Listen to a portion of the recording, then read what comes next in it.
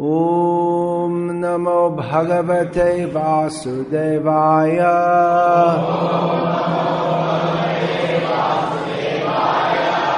Om Namo Bhagavate Vasudevaya.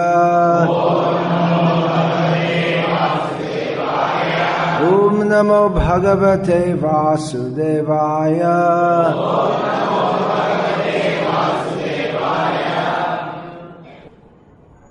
There are many people in the world who profess to give spiritual teaching. And there are various religious teachers who say that their path and only their path is correct. Whereas within what is called Hinduism, there is a general idea that all the paths are the same. Vedanta Sutra begins with the proposition, Atato Brahma Jignasa. Now that we have attained the human form of life, we should inquire into transcendence. But most people do not do that. If they're born in a Hindu family, they think I'm a Hindu, and whatever the Hindus do, they do. If they're born in a Muslim family, they act as a Muslim and they think that's all there is to it. If they're born in a Christian family, they say Ave Maria, and if they're Catholic, and that's all. And sometimes someone comes around and converts someone from one religion to another. But basically, no one is serious to inquire into the nature of reality. So our proposition is that real spiritual life begins with real spiritual knowledge. Whether we're Hindu, Christian, Muslim, whatever, if we don't know who is God and what is our relationship with Him, then there's very little meaning to our religion. So real spiritual knowledge is best delineated in Srimad Bhagavad Gita. Now we may say, well, that's what the Hindus say, but then the Muslims say the Quran is best and the Christians say the Bible is best. But I'm not saying that the Bhagavad Gita is best because I was born in a Hindu family, but I wasn't born in a Hindu family. But from a neutral perspective, if we study, we will find that the knowledge given, spiritual knowledge given in Bhagavad Gita cannot be found anywhere else. The first teaching of Bhagavad Gita, the first spiritual teaching of Bhagavad Gita is to define the difference between the Atma, the self, and the body. How many bodies are here? Who would like to estimate? How many bodies are present in this hall? Approximately 300. These bodies are all temporary. We all know that, but we don't take the implications of it very seriously. The body is temporary, but the Atma is eternal. This is not simply an opinion, but it is verifiable.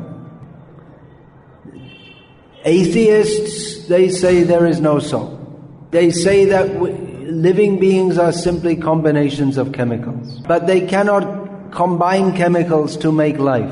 This body is made of chemicals, but I, the person, am not chemicals. I am not carbon, hydrogen, oxygen, nitrogen, or a combination of chemicals.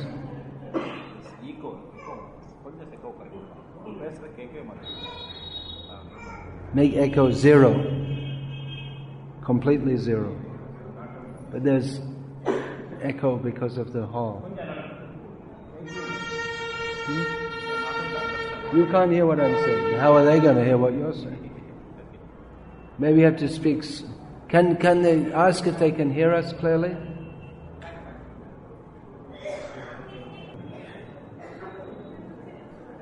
So, I am not hydrogen, oxygen, nitrogen, carbon, helium, or a combination of these chemicals. We can scientifically analyze all the chemicals, but we won't find who is the person, because the person is not the body. This is very nicely explained by Sri Krishna in the beginning of Bhagavad Gita. Dehinosmin yatha dehe kaumarang yovanang jara tata dehantara praptihi. He says that within the body there is the owner of the body, the person within the body. So the body is born, is a baby body, then it changes gradually to become a child body. It gradually changes to a youth body, gradually changes to an adult body, it gradually changes to an elderly body, and then it's a dead body.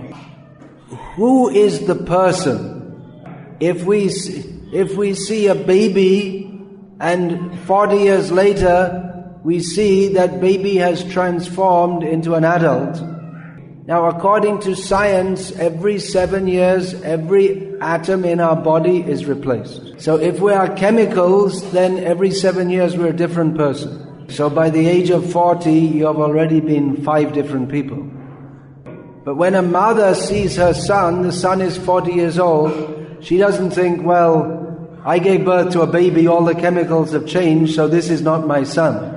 The chemicals change, the mind changes, but the person stays the same. That person is the Atma. Sometimes a baby is born dead.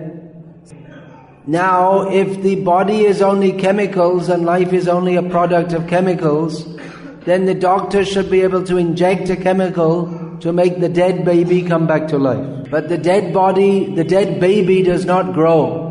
Because life is not simply chemicals, it is the Atma that gives life.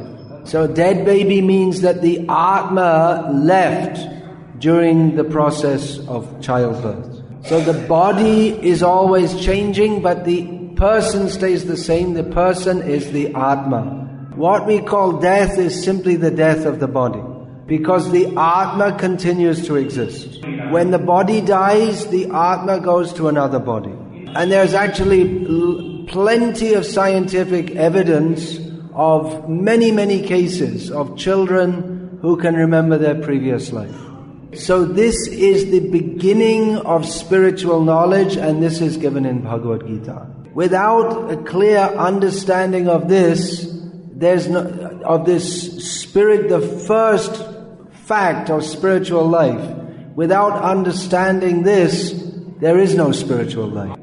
Without a clear understanding of this, we may call ourselves a Hindu, a Christian, a Muslim or whatever, but that will simply be some sentiment or fanaticism. Now generally people think, well, I'm a Hindu, therefore I believe in reincarnation. But it is not a question of belief, it is a spiritual fact. Without understanding this, we live our life uselessly. We are simply interested in eating, sleeping, entertainment, money, all these ephemeral things. So spiritual life begins with spiritual knowledge. And the best spiritual knowledge is given in Bhagavad Gita. The beginning of spiritual knowledge is to understand that we are eternal spiritual beings. We are Atma. That is only the beginning.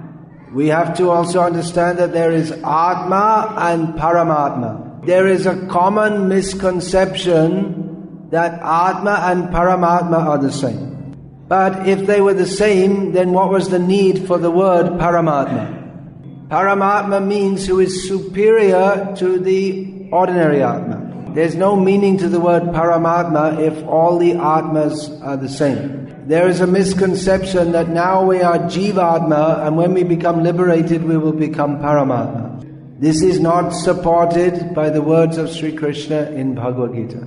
In Bhagavad Gita, Sri Krishna clearly distinguishes between Atma and Paramatma. And he establishes himself as that Paramatma. Mamai vangsho jiva loke jiva bhuta sanatanaha The jivas are all eternal parts and parcels of Krishna, but they are not Krishna. So this is spiritual knowledge. This is essential to understand. That Krishna is supreme means that we are meant to serve Him. Simply to understand these simple facts of spiritual knowledge will give us all perfection. Mostly people like to go to a temple and attend the Arati, and it makes them feel nice. But we should take the knowledge from Bhagavad Gita of how we can not just feel nice, but how we can come to the eternal platform of proper understanding and spiritual bliss. That is called Satchit Ananda Avastha, the situation of eternity, knowledge and bliss. We are all meant to be happy eternally. Everyone wants to be happy, but we do not know how to be happy. We cannot be happy in this material situation, because this material situation means Janma Mrityu Jara Vyadhi Dukh. But we are meant to reside in the spiritual world. That is the place where there is no misery. That is the situation of eternal service to Krishna. So we are in this material situation because we are avoiding to serve Krishna.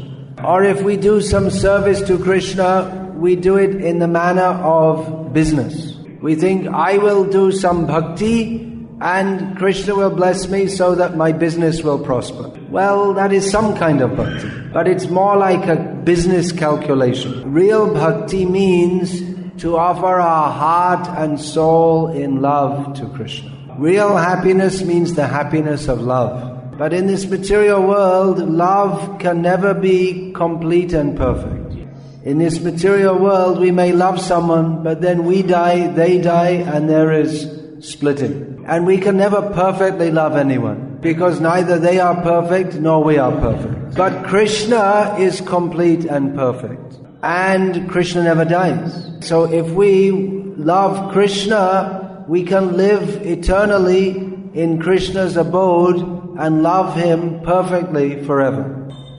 We may think, well, God is so great and how can we love Him? In the modern age, people are more interested to love dogs than to love God. They think that by looking after a dog, they will be very happy.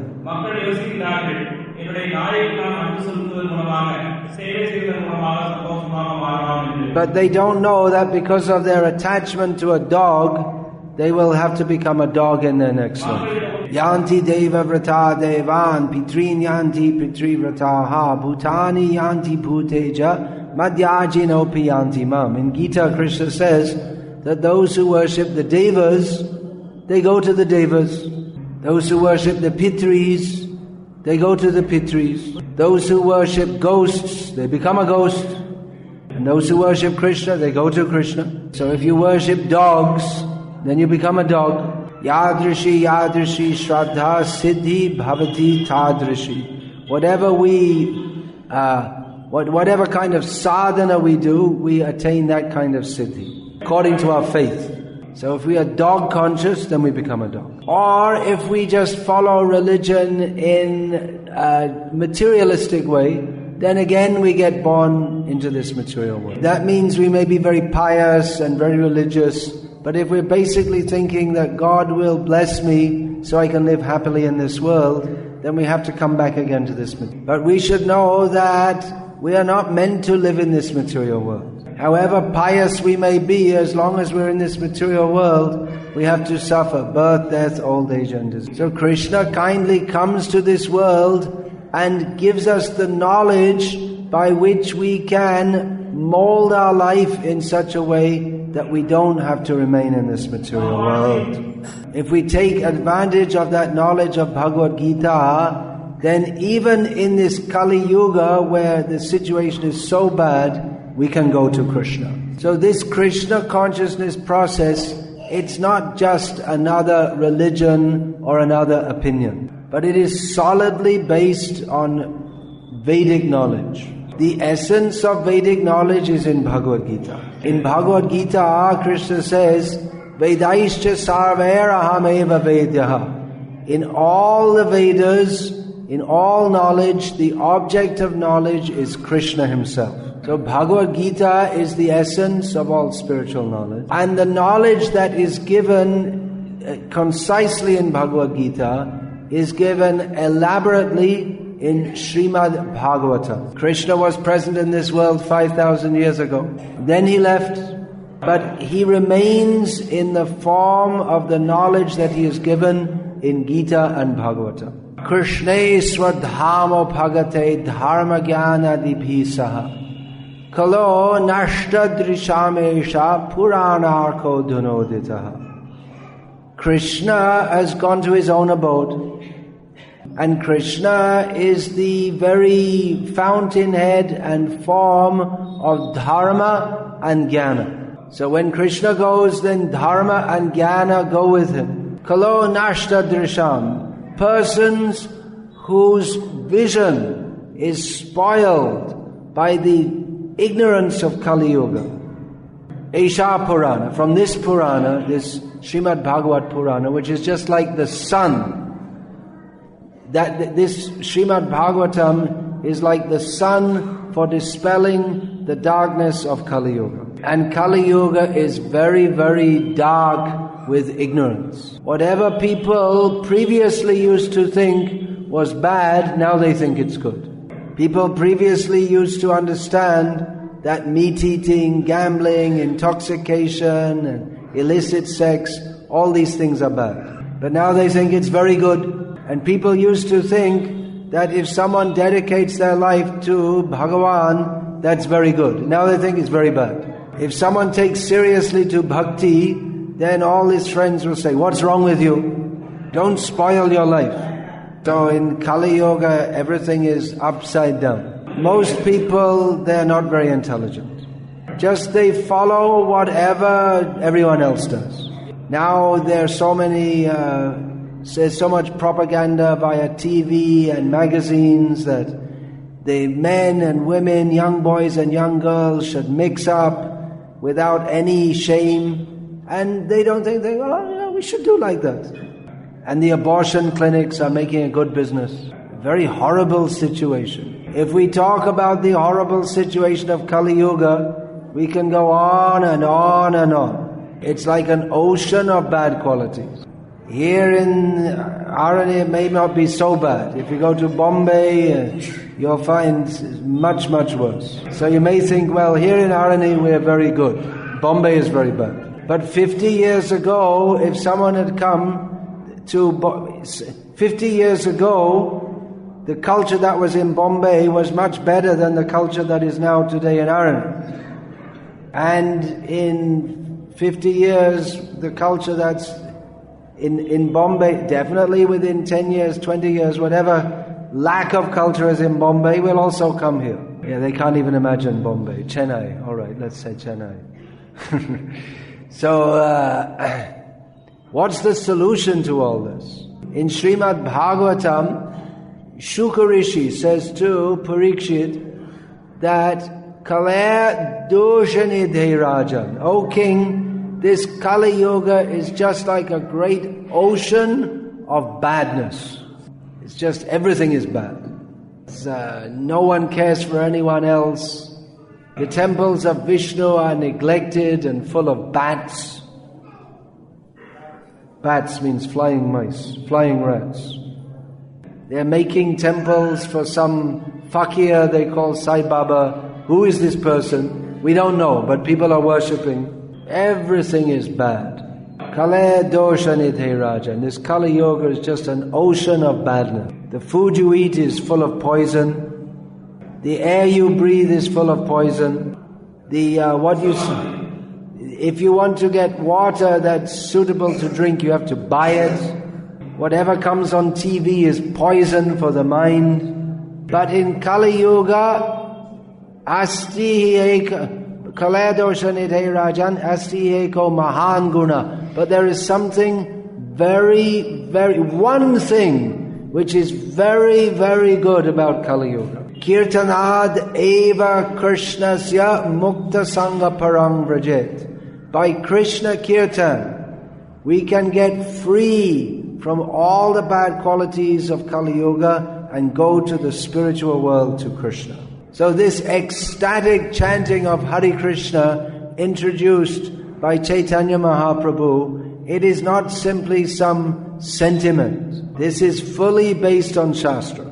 And actually, anyone who knows what is Shastra, they know this. In Kali Yuga, we have to chant Bhagavan's names. Everyone, there were the followers of Sripad Ramanujacharya, followers of Madhvacharya, everyone knows. In Kali Yuga, the Yuga Dharma is Harinam. So Chaitanya Mahaprabhu, he has emphasized this. It is not something someone has imagined. It is completely based on Shastra. Hare Nama, Hare Nama, Hare Nama eva kevalam kalo nasteva, nasteva, nasteva, gatiranyata. Yeah, just trying. And practically we can see the effect. In the modern age, people like to be very practical, scientific. So they will say, what is the evidence of this being actual spiritual life? The evidence is that thousands of people all over the world who were eating meat, drinking wine, having illicit sex, doing all bad things, they have now given up all these bad habits simply by the power, the mercy of the Holy Name. So real spiritual life means real spiritual knowledge. And no one can just make that up. It must be based on eternal Shastra. That which is knowledge is always knowledge. That's why we see Shastra that is eternal. It's not that someone can just come and say something and that becomes truth. So truth, real spiritual knowledge is given in Shastra. So real spiritual life is based on real spiritual knowledge given in Shastra. And a real spiritual path means that we should see a positive change in the life of those who take to it. There should be purification. There cannot be genuine spiritual life if there is at the same time the endeavor for sense gratification. We're not saying that everyone has to become a great tapasvi. We're not saying that everyone has to take sannyas. Everyone, whatever situation they may be in, they may be a doctor, a farmer, a shopkeeper. Whatever situation one is in, one can pursue the path of Krishna Bhakti. But the goal of one's life should not be how to enjoy this world, but how to satisfy Krishna. So there must be purity. There cannot be meat eating and intoxication and wasting your time watching nonsense things on television. Real spiritual life means that we're very serious to serve Krishna. And persons who do that, they automatically, by the grace of Krishna, they become spiritually blissful. So, different people may say, our path is the best. But we have to see who understands clearly what is spiritual knowledge. There is so much confusion in the name of religion. But the first symptom of a person on the path of self-realization is that they're not confused. They understand everything very clearly. They understand what is the difference between the body and the Atma, and they understand the difference between the Atma and Bhagavan. We are not Bhagavan, we are servants of Bhagavan. So real spiritual life means real spiritual knowledge and real spiritual purity. So that is possible by chanting, all this is possible by chanting the holy names of Krishna, especially the Maha Mantra. Bhagavan has many names: Krishna, Narayana, Ananta, Balaram, Govinda, Gopinath, Gopal, Madhusudana, Pitambara, Padmanabha, Padmagarbha. How many names does Krishna have? Unlimited. But all the names are expressed in the Hare Krishna Mahamantra. Hare Krishna, Krishna Krishna, Hare Hare. Hare Rama, Rama Rama, Hare Hare. So we invite everyone to partake in this all blissful, all pure Krishna consciousness by chanting this Mahamantra as a daily sadhana in your life, by studying the teachings of Bhagavad Gita and Srimad Bhagavad, by associating with devotees of Krishna and making Krishna the goal of your life.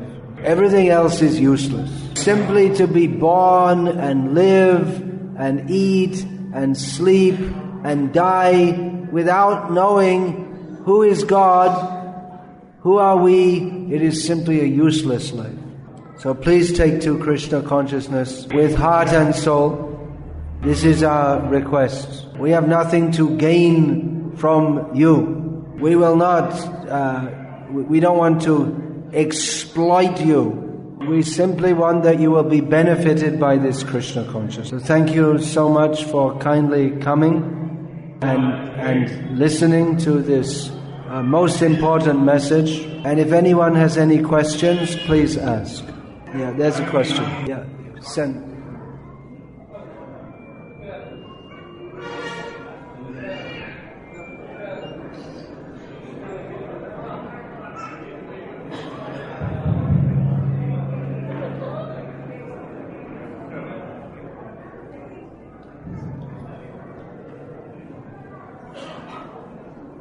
And Mother, in 7th chapter, the title of the chapter is Jnana Vijnana Yoga. We want to know the difference between what is Jnana and what is Vijnana.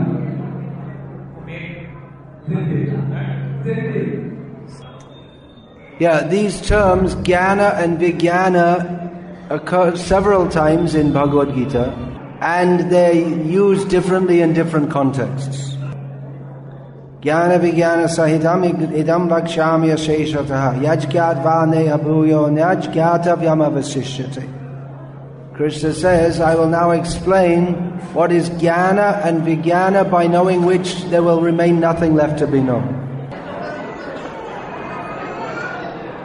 So the Acharyas explain that in this context, Jnana means knowledge of material existence, and Vijnana means knowledge of spiritual existence.